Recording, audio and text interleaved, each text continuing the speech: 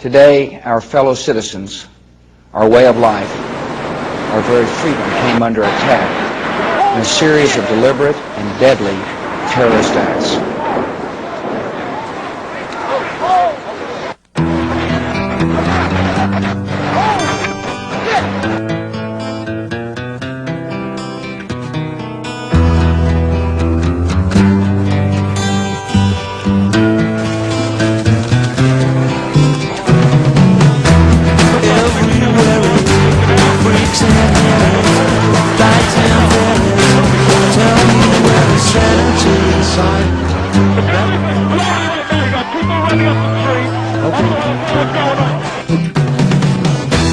Tax the rich, feed the poor, don't let around old rich no more.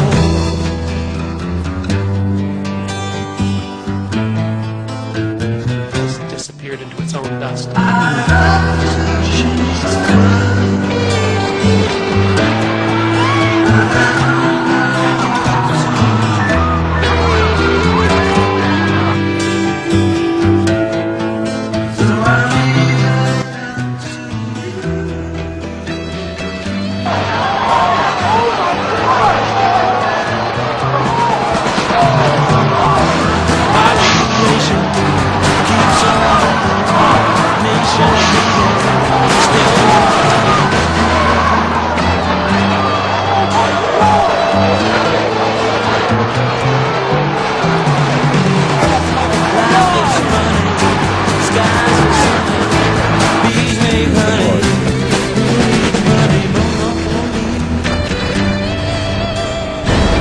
There are no words.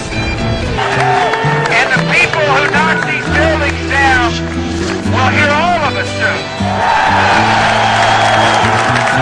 Terror is bigger than one person, and he's a person who's now been marginalized. And I'm never going to forget the vow I made to the American people. The search is underway for those who are behind these evil acts. I've directed the full resources of our intelligence and law enforcement communities to find those responsible and to bring them to justice. So I don't know where he is. Nor, I just don't spend that much time on it. Really, to be honest with you,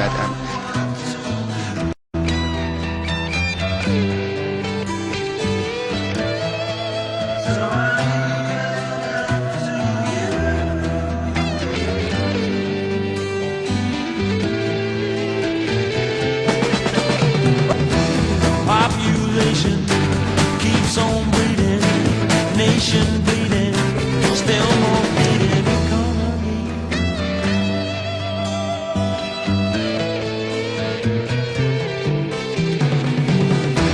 Life is funny, skies are sunny, bees make honey, who needs money, monopoly.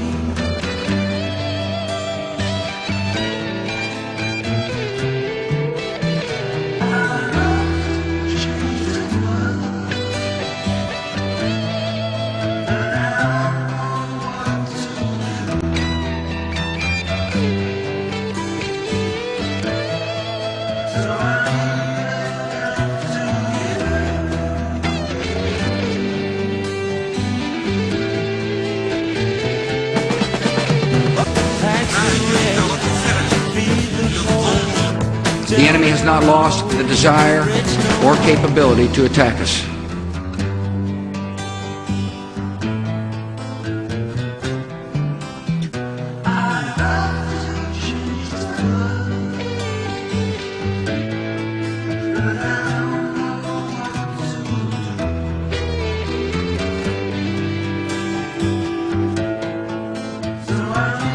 The United States knows that Iraq has weapons of mass destruction. Any country on the face of the earth with an active intelligence program knows that Iraq has weapons of mass destruction. There is no doubt that Saddam Hussein now has weapons of mass destruction.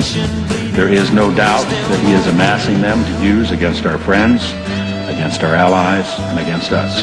Less than a teaspoonful of dry anthrax in an envelope shut down the United States Senate in the fall of 2001. The choice is his, and if he does not disarm, the United States of America will lead a coalition and disarm him in the name of peace. Gonzalez. Leaving Saddam Hussein in possession of weapons of mass destruction for a few more months or years is not an option. Has attempted to purchase high-strength aluminum tubes suitable for nuclear weapons production. Nuclear weapons, chemical agents. Chemical and biological agent training. We do know with absolute certainty that he is using his procurement system to acquire the equipment he needs in order to enrich uranium to build a nuclear weapon. Saddam Hussein has used these horrific weapons on another country and on his own people. I don't really think the weapons of mass destruction are the sole reason for the war. We do have solid evidence of the presence in Iraq of Al-Qaeda members, including some that have been in Baghdad. I have not seen any strong, hard evidence that links the two. We've had no evidence that Saddam Hussein was involved with September the 11th. Mr. Secretary, what exactly was the connection between Saddam Hussein and Al-Qaeda? I tell you, I'm not going to answer the question. Saddam Hussein aids and protects terrorists, including members of Al-Qaeda. I have not suggested there's a connection between Iraq and the 9/11. What did Iraq have to do with what? The attack on the World Trade Center. Nothing. You know, I've heard this theory about, everything was just fine until we arrived, and kind of the stir up the hornet's nest theory.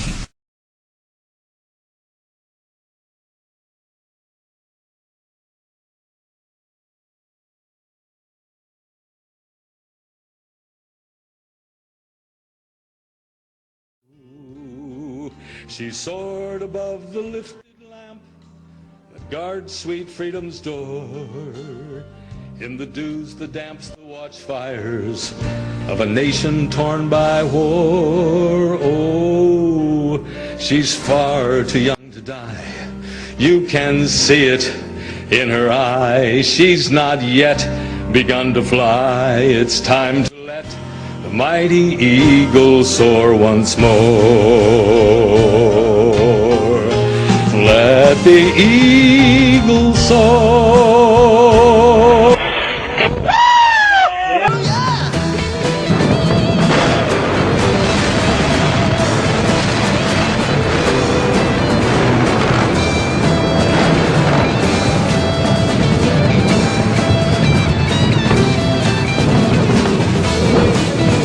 Major combat operations in Iraq have ended.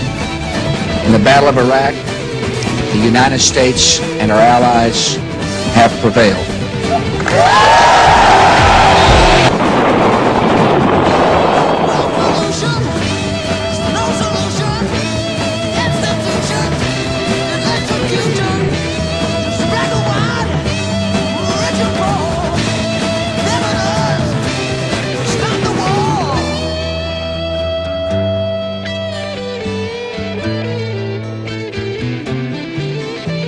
There are some who feel like that if they attack us, that we may decide to leave prematurely.